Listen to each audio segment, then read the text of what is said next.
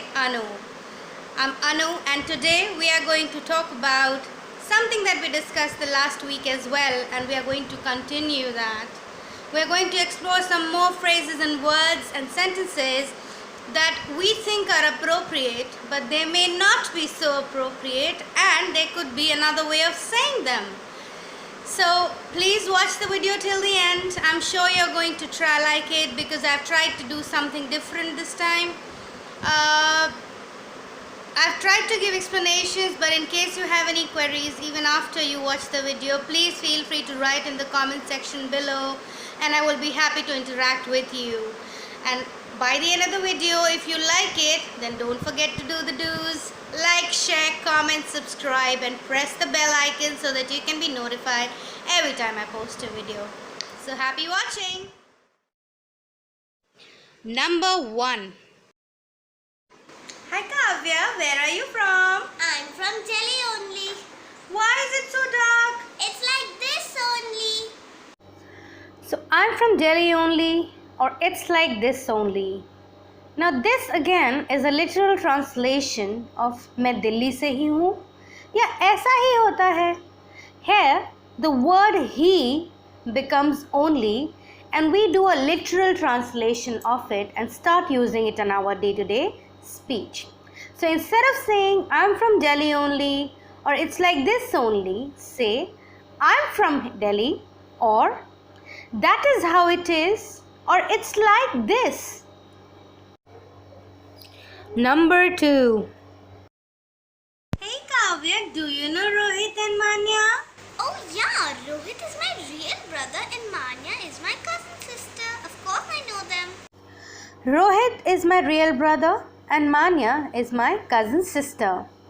Now again, in these two phrases, there is a literal translation of Hindi, which is वो मेरा सगा भाई है और वो मेरी cousin बहन है.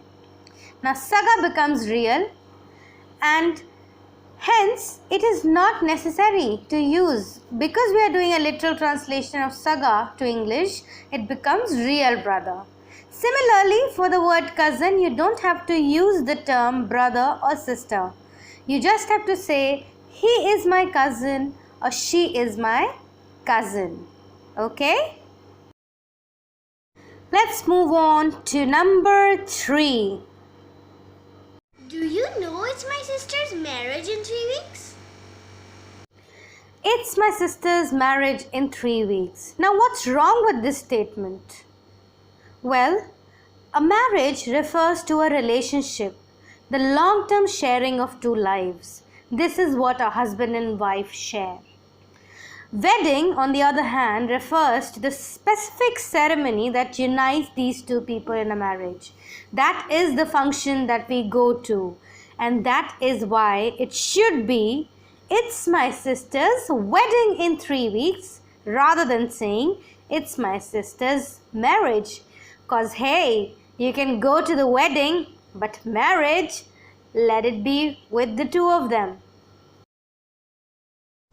And with that, we move on to number 4.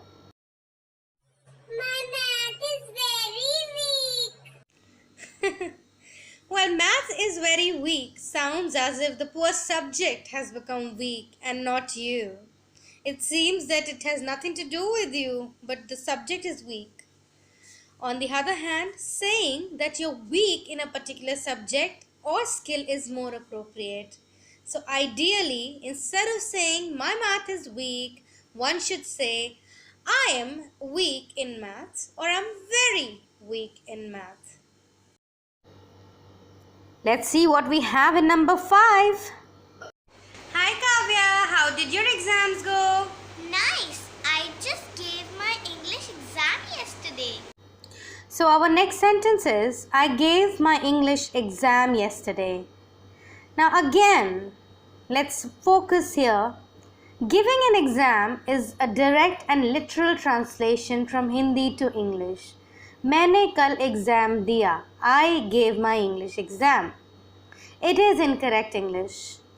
When you answer the exam paper, you are taking an exam and not giving it. So the next time you have to say something like this, Please say, I took the English exam yesterday. Or I took my exams recently. Moving on to number 6. I'm telling you now. We've discussed this, no? Come over, no. I'm telling you ना. मैं बता रही हूँ ना. We had discussed this, no? हमने बात करी थी ना. Come over, no. अरे आ जाओ ना. Again, literal translations, not really literal translations, but I would rather say we have this habit of adding an extra word. Maybe we have way too many. Even though it is not needed, no and na are such examples when we add unnecessary words to our sentences. In Hindi we say, "Tum Delhi se ho na?" So, okay, why not? Let's add the na and the no in English as well. Well, not really. It's not the right, most appropriate way. Instead, just stick to, I'm telling you, we had discussed this, come over. So, it's time for our number 7. I'm having a banana in my bag. This book is belonging to my friend. I'm living in India. Okay. So I'm having a banana in my bag. Really? Are you sitting inside the bag and eating the banana? No, right? This book is belonging to my friend. I am living in India. These examples clearly are very common in our day-to-day speech. So what is the error here? Well, we are using the continuous form of verb unnecessarily by adding ing to words which are verbs in the sentence. Ing here is not needed. Why? Because there is no continuous action happening. When you say I'm having a banana in my bag, what you mean is you have it in your possession. It doesn't mean that you're eating right now. Hence, it should have been, I have a banana in my bag. Similarly, this book is belonging to my friend again shows that your friend has the book or it belongs to him. So it shouldn't be continuous. It should be this book belongs to my friend. Similarly, saying I'm living in India is incorrect because this is your state of being. You live in India and hence one should only say I live in India. Continuous form of verb should only be used when actual action is happening. I'm having my lunch or Rohan is running fast. Now let's see what we have on number 8. Hello, Mr. Rahul. You have to meet Miss Seema in the accounts team. Hello, Mr. Rahul. You have to meet Miss Seema in the accounts team. Now you must be thinking, what is wrong with this? It seems alright. Well, when addressing people by their name, it is incorrect to use their title with their first name. When we say title, it's Mr., Miss or Mrs. It's not appropriate to use these with the first name. It should either be with the full name or should only be used with the last name. So the correct sentence will be, hello Mr. Rahul Khanna or hello Mr. Khanna. Hello Rahul. And you have to meet Seema, you have to meet Miss Seema Sharma or you have to meet Miss Sharma. Please remember, addressing and using titles with the first name is not the right way to do it. Only 2 more to go, so let's look at number 9.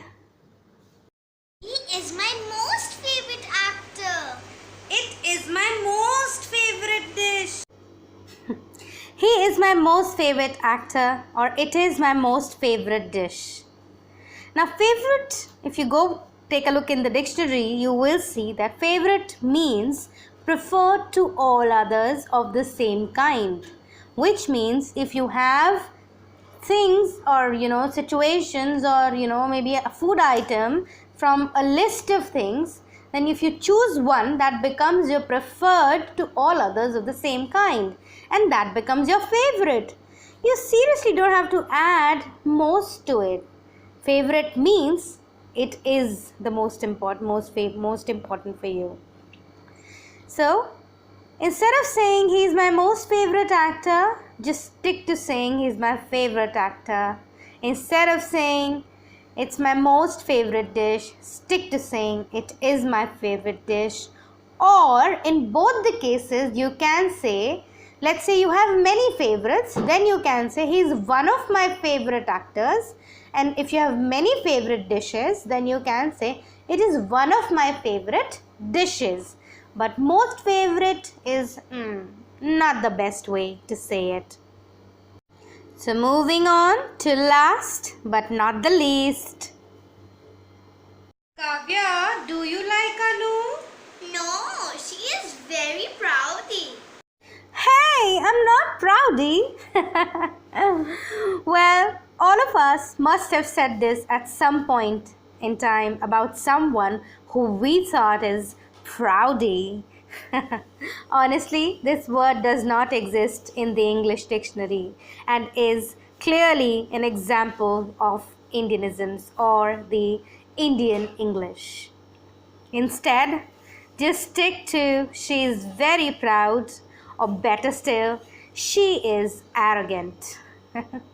There are better words to be used which can give your sentences and phrases better meaning. They can make them sound better as well, eventually leading you to speak smart. So these were some of the sentences I wanted to discuss with you today. So much for watching the video. I hope you like the examples that I shared, and I'm sure that now you will be able to use the correct version in your day-to-day speech. Like a wise man once said, practice makes a man perfect or a woman perfect. I urge you to use this in your daily conversations so that you will be able to improvise on your language. I've mentioned it in my earlier videos. The first step to success is acknowledging your errors, and now that you have, I'm sure you will be able to speak smart in no time. We will continue on this journey, and every Sunday, like I mentioned earlier, I will continue to post some or the other aspect of speaking smart. If you like the video, don't forget to like, share, comment, subscribe, and press the bell icon so that every time I post a video, you are notified. Have a blessed week and a great life, and until we meet again on next Sunday, enjoy.